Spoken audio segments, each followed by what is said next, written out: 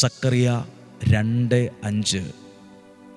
ഞാൻ അതിനു ചുറ്റും അഗ്നി കൊണ്ടുള്ള കോട്ടയായിരിക്കും, ഞാൻ അതിൻ്റെ മധ്യത്തിൽ അതിൻ്റെ മഹത്വവുമായിരിക്കും, കർത്താവ് അരുളി ചെയ്യുന്നു. ഒരു വലിയ ദൈവീക സംരക്ഷണത്തിൻ്റെ വചനമാണിത്. ഞാൻ അതിനു ചുറ്റും അഗ്നി കൊണ്ടുള്ള കോട്ടയായിരിക്കും. അഗ്നി കൊണ്ടുള്ളൊരു കോട്ട. ഇത് ഒന്ന് ആത്മീയമായി നിങ്ങളോട് പറയാം. നമ്മളിത് പ്രാർത്ഥിച്ച് ഉറപ്പിക്കണം.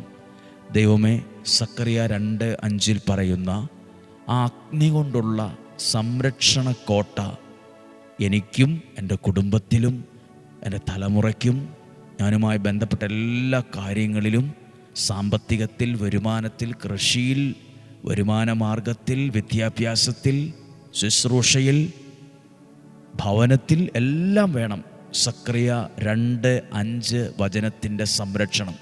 ദൈവം നൽകുന്ന ഞാൻ അതിനു ചുറ്റും അഗ്നി കൊണ്ടുള്ള കോട്ടയായിരിക്കും.